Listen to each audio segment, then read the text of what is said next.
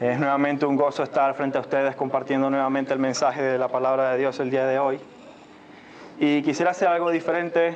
Antes de comenzar, quisiera traer a la memoria a aquellos miembros de nuestra iglesia que no están entre nosotros hoy.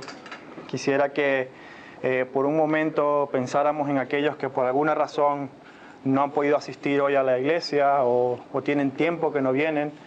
Quisiera que durante esta próxima semana, si usted tiene tiempo que no ve a alguien en la iglesia, le animo a que le escriba, a que ore por esa persona, a que pueda contactarle y hacerle sentir a esos miembros que son parte valiosa del cuerpo de Cristo.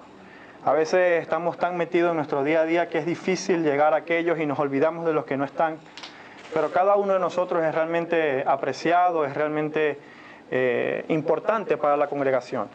Y quisiera que como cuerpo siempre tuviéramos eso en mente, que cada uno de nosotros, cuando un miembro, así sea por muy pequeño que sea, duele, todo el cuerpo se duele con él. Y hay muchos de nosotros que esta semana y en semanas anteriores hemos estado pasando por cosas difíciles. Y quisiera que como iglesia, creo que es algo característico, me goza ver testimonios de cómo nos apoyamos en los hospitales, cómo oramos, pero también a veces un mensaje de texto puede ser de mucha bendición para aquellos que no están. Entonces quiero animarles eso de inicio, que lo tengamos en mente y estemos orando por aquellos que tenemos tiempo no vemos en la iglesia. Y hoy vamos a continuar con la predicación acerca del libro de Nehemías. El domingo pasado comenzamos esta serie de sermones sobre el libro de Nehemías. Y a manera de introducción pudimos ver el contexto histórico y bíblico de este libro. Estudiamos cómo llegamos a este punto de la historia de la narrativa bíblica. Y entre muchas cosas que aprendimos en primer lugar el propósito con el cual Dios no solamente escogió a Israel, sino que creó toda la humanidad. Y la intención de Dios con la creación no fue otra, sino que el ser humano le conociera y tuviera una relación de adoración, de obediencia y se deleitara en las bondades de quién es Dios. Ese es el propósito de nuestra existencia, eso fue lo que aprendimos el domingo pasado.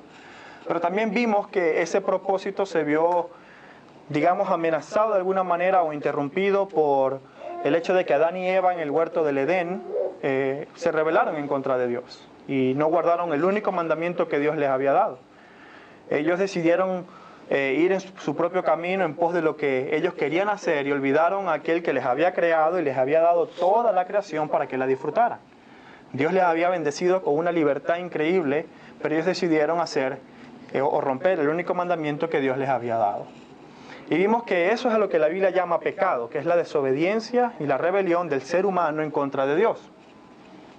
Y vimos que ese pecado no solamente interrumpió la relación continua que tenían Adán y Eva con Dios, sino que también distorsionó en la mente del ser humano quién es Dios. Es decir, el concepto que las personas tienen de quién es Dios se ve afectado, se ve manchado, distorsionado por la desobediencia.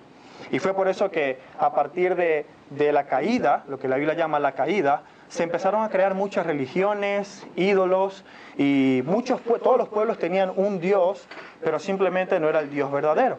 Porque ese pecado había distorsionado, no solamente había roto la relación, había distorsionado el concepto de quién es Dios. Ya no vemos a Dios como Él realmente es, como lo vieron Adán y Eva, sino que tenemos una imagen distorsionada. De ahí es que hay tanta idolatría, de ahí es que tenemos tantas religiones por culpa de ese pecado. Pero vimos que Dios, en su misericordia, no quiso dejar la situación de esa manera. Él ama al ser humano, ama al pecador y quiso alcanzar al pecador en su misericordia. Y es ahí cuando vimos que el pueblo de Israel entra en acción. Él escogió un pueblo por medio de Abraham para rebelarse al resto de las naciones. Él no quería que los seres humanos acabaran con esa imagen distorsionada toda su vida, sino quería revelar su carácter por medio del pueblo de Israel y todas las maravillas que él iba a hacer. Pero vimos cómo también el pueblo de Israel hizo ¿qué cosa? Lo mismo que hicieron Adán y Eva. Ellos se rebelaron en contra de Dios, no quisieron cumplir el propósito con el cual Dios los había escogido y decidieron en su desobediencia irse tras ídolos y dioses que realmente no eran reales.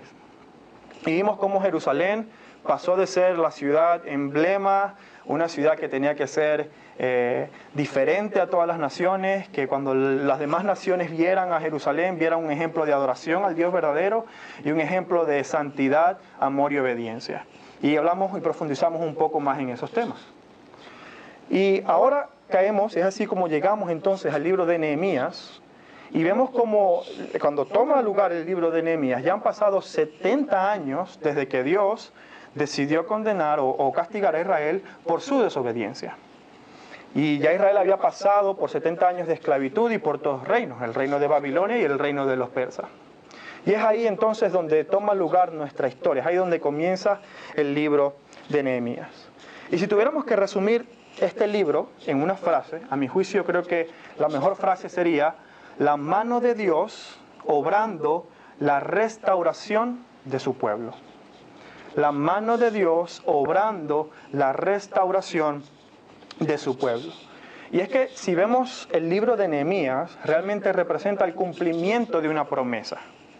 Jeremías 30 del 2 al 3 dice lo siguiente: así habló Jehová Dios de Israel, diciendo: escríbete en un libro todas las palabras que te he hablado, porque he aquí vienen días, dice Jehová, en que haré volver a los cautivos de mi pueblo Israel y Judá. Ha dicho Jehová, y los traeré a la tierra que di a sus padres y la disfrutarán. En el mismo capítulo 30 de Jeremías, más adelante, el Señor vuelve a confirmar esa promesa. En el versículo 18 y 19 dice: así ha dicho Jehová, he aquí yo hago volver a los cautivos de las tiendas de Jacob, hablando del pueblo de Israel. Y de sus tiendas tendré misericordia, y la ciudad será edificada sobre su colina, y el templo será asentado según su forma. Y saldrá de ellos acción de gracias y voz de nación que está en regocijo, y los multiplicaré y no serán disminuidos, los multiplicaré y no serán menoscabados. Dios en su justicia había decidido castigar a Israel por su desobediencia, por haber olvidado y traicionado a ese Dios que había sido tan bueno con ellos. Pero en su misericordia, incluso antes de que el castigo llegara, Dios ya había prometido que los restauraría. Entonces Nehemías es el cumplimiento de esa promesa. Nehemías, y por medio de Zorobabel y de Esdras, regresaron los cautivos de Babilonia y de Persia a la tierra de Jerusalén, a la tierra de Israel. De modo que Dios está cumpliendo una promesa que había hecho antes de que el castigo se materializase, de que se consumase. Y hay muchos elementos en esta historia, y realmente no me quiero adelantar al final de la historia porque eso lo veremos en el capítulo 13 de Nehemías, pero esta promesa se cumple en parte a través de Nehemías, no completamente, porque esta promesa de restaurar a su pueblo, Dios la cumpliría completamente. El completo cumplimiento de esta promesa es en Cristo Jesús, no en Nehemías. Dios iba a restaurar su pueblo en Jesús, no en Nehemías, pero históricamente la promesa se cumple en parte por medio de estos eventos. Así que esto nos da a nosotros como un marco de referencia en el que ahora sí podemos estudiar a profundidad de qué trata este libro. Pero antes quisiera que oráramos, que el Señor nos guíe, nos ilumine y que sea Él hablando a nuestras vidas por medio de su palabra.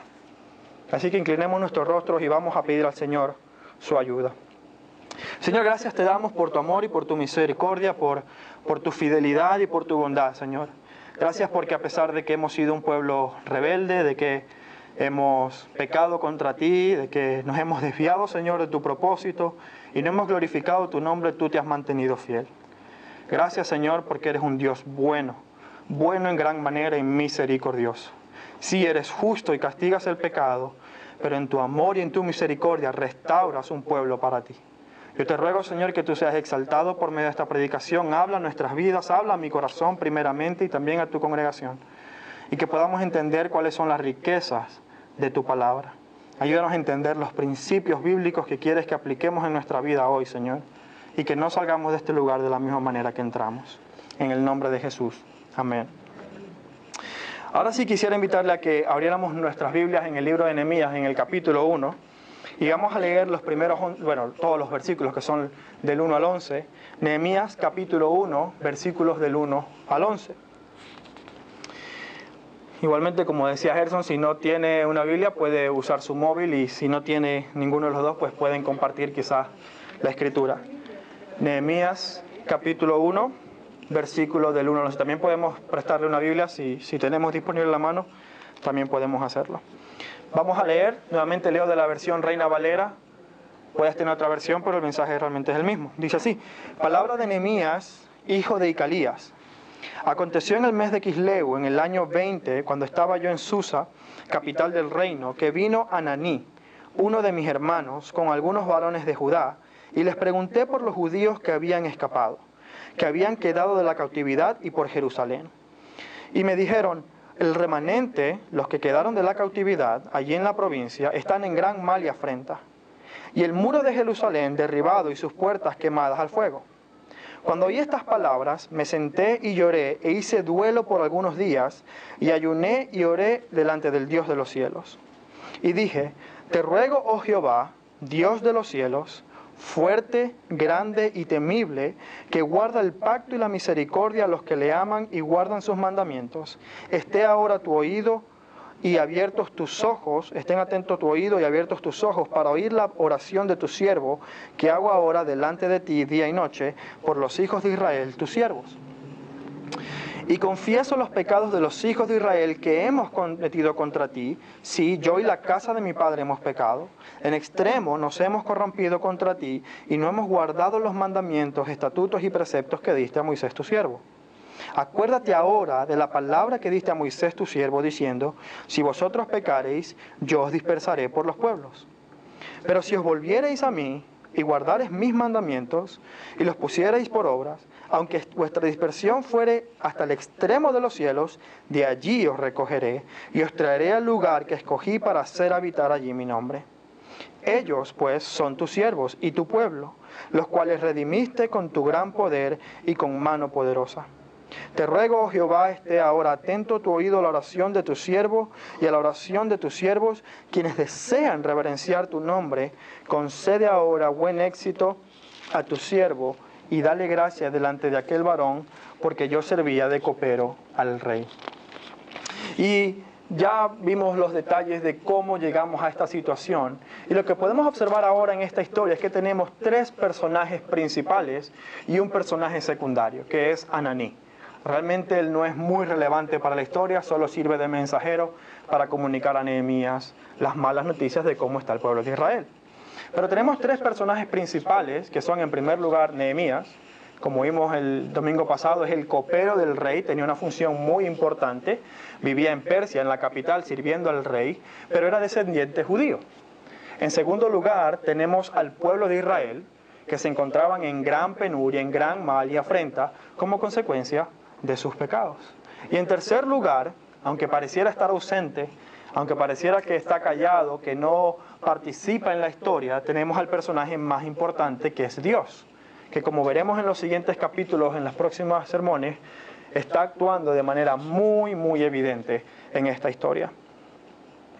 Ahora bien, cuando estudiamos una historia del Antiguo Testamento, es muy común que los cristianos o que las personas nos identifiquemos con el héroe de la historia. Es decir, si estudiamos la historia de David y Goliat, generalmente tendemos a identificarnos con David. Si estudiamos la historia de Moisés, cuando se encontró ante la zarza ardiendo, tendemos a identificarnos con Moisés. Y si estudiamos la historia de Nehemías, la tendencia es que nos identifiquemos con quién es Nehemías. Pero permítale proponerle algo diferente. Porque la verdad bíblica es que las grandes figuras del Antiguo Testamento, más que un reflejo del cristiano, son un reflejo de quién es Cristo. Moisés, el profeta Moisés, es un reflejo del profeta verdadero que es Cristo. David, el rey David, es un reflejo del rey no solo de Israel, sino de toda la creación que es Cristo. Y Nehemías, de la misma manera, refleja o es una sombra de quién es Cristo.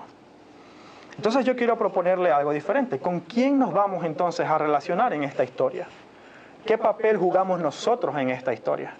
Evidentemente no va a ser con Dios, no nos podemos relacionar con quién es Dios, así que nos queda únicamente el pueblo de Israel. Y quisiera que pensáramos en un momento, el domingo pasado mencionaba que Israel es el perfecto ejemplo de toda la humanidad. Ellos ejemplifican al hombre en su totalidad. El domingo pasado lo decía, si yo hubiese estado con el pueblo de Israel, yo no puedo pensar que yo actuaría diferente. Seguramente me estaría quejando de la misma manera. Seguramente hubiese sido igual de desobediente. Pero el pueblo de Israel no es un pueblo aislado de toda la humanidad, así como Adán y Eva no fueron aislados de toda la humanidad. Ellos representan lo que cada uno de nosotros haríamos en las mismas condiciones. De modo que es importante que no perdamos de vista que con quién estamos relacionados de manera directa es con los israelitas. Y quisiera que pensemos entonces por un momento de qué manera estamos relacionados con ellos. Pues fíjese la situación en la que estaba Jerusalén. Los muros de Jerusalén estaban completamente destruidos. Sus puertas estaban en llamas. Su pueblo estaba esclavizado y sus enemigos eran más fuertes que ella. Y de la misma manera que Jerusalén estaba pasando por esa situación de, digamos, crisis por culpa de su pecado, cada uno de nosotros hemos experimentado eso de alguna u otra manera. Cada uno de nosotros hemos experimentado el quebranto en un área de nuestra vida por culpa de la desobediencia. El pueblo de Israel, cuando sus muros estaban caídos, no pasó de la noche a la mañana. No fue un evento que de repente al muro de Israel llegaron sus enemigos y los atacaron y derribaron sus muros. Eso representaba, la consecuencia externa representaba la condición interna del pueblo de Israel. Años atrás, antes de que las murallas físicas de la ciudad cayeran, Israel voluntariamente había destruido la muralla o los muros espirituales y morales que la ley de Dios proveía por medio de su desobediencia. Ellos decidieron alejarse de su Dios. Y al hacer eso, quitaron los límites que les protegían de las ciudades paganas. Y cada uno de nosotros, de alguna manera u otra, lo hemos hecho. Lo que ellos experimentaron en ese momento fue simplemente la consecuencia externa de la decadencia moral y espiritual interna que tenían. Un pueblo idólatra, orgulloso e inmoral, ahora tenía las consecuencias de su pecado. Las circunstancias por las que pasamos nosotros en la vida, muchas veces pensamos que son culpa de otro. El gobierno, la clase poderosa, mi jefe, los ricos, los blancos, los hombres, mi mujer, el profesor. Siempre buscamos enviar la culpa de nuestras circunstancias o de nuestras crisis a un factor externo, pero nunca a un factor interno. Y es lo mismo, exactamente lo mismo que hacía el pueblo de Israel. Pero la Biblia no afirma eso. La Biblia dice que todas las crisis por las que pasamos y todas las situaciones que enfrentamos han sido afectadas por el virus de la corrupción humana. Las sociedades, por ejemplo. Hace unos meses, escuchaba la noticia de un profesor en la universidad de psicología, que le decía a sus estudiantes: si ustedes no aprueban, las violo. Y era una noticia realmente grave, porque que un profesor diga eso a no solamente un grupo de estudiantes, tenía varios años haciéndolo, es bastante grave. Ahora, uno se pregunta cómo hemos llegado hasta aquí. ¿Usted ha visto las publicidades recientemente? ¿Qué muestran las publicidades? Mujeres mostrando partes de su cuerpo. Y luego, desechando la moralidad, desechando los mandamientos de Dios, queremos pretender que el individuo se comporte de manera digna. Si como sociedad no tenemos límites que guarden nuestra moralidad, nuestra espiritualidad, la consecuencia no va a ser culpa de un gobierno injusto, va a ser culpa nuestra, por nuestro propio pecado. Pero no solamente la sociedad, las familias también han sido afectadas por el virus de la condición humana. Los divorcios, los adulterios, las infidelidades, los maltratos, no son culpas de que mi esposa ya no me satisface. No son culpa de la presión en el matrimonio, no es culpa del estrés, no es que mi secretaria me escucha más. Es mi responsabilidad. La presión del dinero y los problemas del matrimonio no es lo que causa el divorcio, es cómo respondemos a esas situaciones. lo que determina el rumbo que tomarán nuestras familias. De modo que yo no soy una víctima de circunstancias ajenas a mí. Yo soy un responsable de mi pecado. Pero el pueblo de Israel no pensaba de esa manera. De hecho, nosotros tampoco pensamos de esa manera. Generalmente buscamos siempre un responsable. Fíjese lo que decía el pueblo de Israel, y esto es en un tiempo en el que estaban en la esclavitud babilónica. En Ezequiel 18, del 1 al 2, dice el profeta Ezequiel: vino a mí palabra de Jehová diciendo, ¿qué pensáis vosotros los que usáis este refrán sobre la tierra de Israel que dice, los padres comieron las uvas agrias y los dientes de los hijos tienen la dentera? Vivo yo, dice Jehová el Señor, que nunca más tendréis por qué usar este refrán en Israel. He aquí, todas las almas son mías, como el alma del Padre, así el alma del Hijo es mía, el alma que pecare morirá. En los tiempos de la esclavitud babilónica, el pueblo de Israel tenía un refrán y decía, los padres comen las uvas agrias y nosotros tenemos dentera. Las uvas agrias representan el pecado del pueblo de Israel antes de que fueran conquistados por Babilonia. Y la dentera representa el cautiverio que las futuras generaciones experimentaron como consecuencia de ello. Es decir, ellos estaban diciendo, ¿estamos nosotros pagando los platos rotos de lo que hicieron nuestros padres? Somos nosotros víctimas de lo que ellos hicieron. Yo estoy en esta situación por lo que ellos hicieron, no por mi propia responsabilidad. Pero ¿cómo responde el Señor? Todas las almas son mías. El alma que pecare, esa morirá. Si usted continúa leyendo Ezequiel 18, los siguientes versículos, Dios dice que el alma justa vivirá. Aquella alma que practique la rectitud vivirá. ¿Cuál es el problema? Que ningún alma practica la rectitud. Todos, absolutamente todos, hemos desobedecido.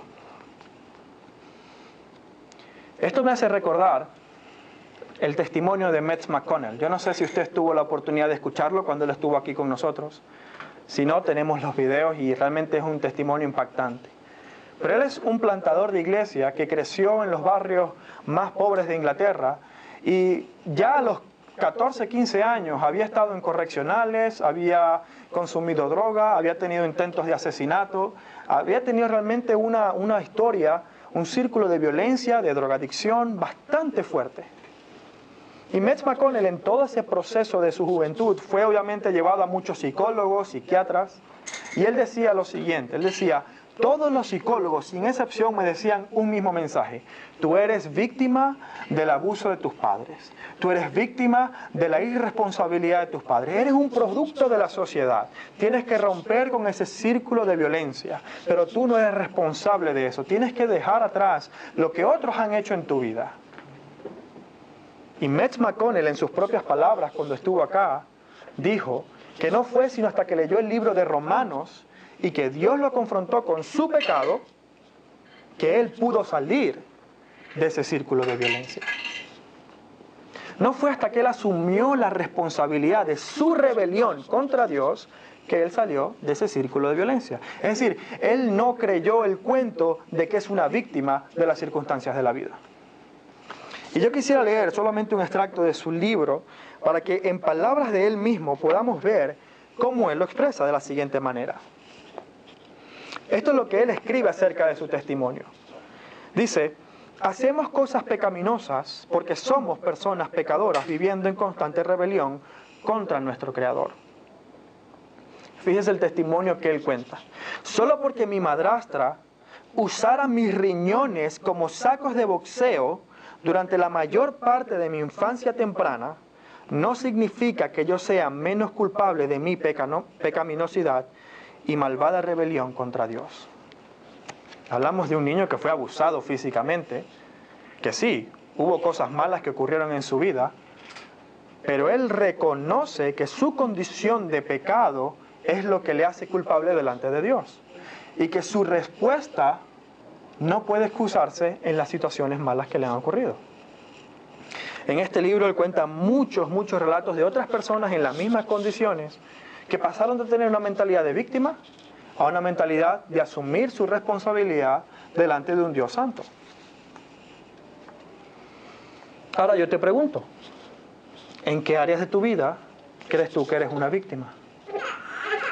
¿En qué áreas de tu vida no estás glorificando a Dios por razón de tu desobediencia? ¿Hay acaso algún pecado que sabes que tienes que dejar y no puedes hacerlo o no lo has hecho? ¿Hay áreas de tu vida en las que no estás cumpliendo tu propósito de glorificar a Dios, excusándonos en, bueno, es consecuencia de lo que viví con mis padres? Bueno, es consecuencia de las cosas a las que fui expuesto cuando pequeño, en vez de asumir nuestra responsabilidad. ¿Qué muros de tu vida están caídos por culpa de esta situación? Eso es una buena pregunta que todos debemos hacernos. No sé si ve ahora usted la similitud que tenemos más con el pueblo de Israel que con Nehemías. Nos parecemos más al pueblo que al supuesto héroe de la historia. Y es que así somos. Así nos comportamos. Y así seremos siempre. Siempre seremos igual. A menos que ¿qué? A menos que el protagonista, el personaje principal, actúe en nuestras vidas. Verá, la historia de Israel y de la humanidad entera es una historia trágica si Dios no actuara. Si Dios fuera indolente a la situación del ser humano, entonces realmente tendríamos que lamentarnos. Pero el Dios de la Biblia es un Dios que cumple su propósito a pesar de nuestra desobediencia. Y aún en medio de nuestra desobediencia podemos conocer su verdadero carácter. Fíjese la oración de Nehemías en el versículo 5. Te ruego, oh Jehová, Dios de los cielos, fuerte, grande y temible, que guarda el pacto y la misericordia. Y estas son dos palabras a las que tenemos que prestar mucha atención el día de hoy. Que guarda el pacto y la misericordia. Dios es un Dios fiel. Dios guarda su pacto, cumple su promesa. Y esto es algo que a veces a la mente humana se le hace muy difícil entender. Porque en nuestra experiencia, lo único que hemos experimentado en nuestra vida ha sido todo lo contrario. ¿Por qué cree usted que tenemos contratos escritos? Porque la palabra del ser humano no es suficiente para guardar un pacto. En una relación de trabajo, si yo le digo, te voy a pagar tanto, pero no lo tengo por escrito, usted no me va a creer. ¿Por qué? Porque así somos los seres humanos. No cumplimos nuestra palabra. ¿Cuántas veces ha hablado usted con una persona que le dice, no te preocupes, yo lo voy a hacer, yo me encargo para que luego le quede mal? O peor aún, ¿cuántas veces lo hemos hecho nosotros? Porque todos, sin excepción alguna, somos culpables de no cumplir nuestra palabra. Todos. Ninguno de nosotros acá presente ha cumplido todo lo que ha dicho en su vida. Pero Dios no es como el hombre. Dios guarda su pacto, Dios es fiel. ¿Usted se imagina que usted tuviera que hacer todo, absolutamente todo lo que usted dice? Cada palabra que sale de su boca usted la tiene que hacer. ¿Usted se imagina cuán difícil sería eso para nosotros? Es imposible de cumplirlo. Pero para Dios es su naturaleza. No hay ninguna diferencia entre lo que Dios dice y lo que Dios hace. Su decir es su hacer. No hay diferencia para Él. Él es un Dios fiel que cumple su palabra, guarda su pacto. Si Dios dijo que castigará al pecador, mire lo que le pasó al pueblo de Israel, lo hará. Pero si Dios dice que restaurará a su pueblo, no dude por un segundo que Dios lo hará. Si Él ha dicho que te va a sostener, no tienes razón alguna para no creerle. Y hoy estaba recordando con mi esposa cuando llegamos aquí a España, y esta historia creo que ya lo he comentado muchas veces. Estábamos sentados en una banca 3 meses después de haber llegado a España, sin trabajo, sin ahorro, sin dinero, sin ninguna oportunidad, y decíamos, Señor, ¿qué vamos a hacer? ¿Por qué nos has traído tú aquí? Pero Dios prometió que nos sostendría. Ya han pasado 4 años y gracias a Dios y a su fidelidad tenemos ya nuestra residencia. Las circunstancias que han ocurrido en nuestra vida no han sido fortuitas. Dios ha usado cada situación para cumplir su propósito. Y de la misma manera que lo hizo con Israel, lo hará contigo. Esta fidelidad de Dios se muestra a través de su gracia. Y su gracia es no pagar al pecador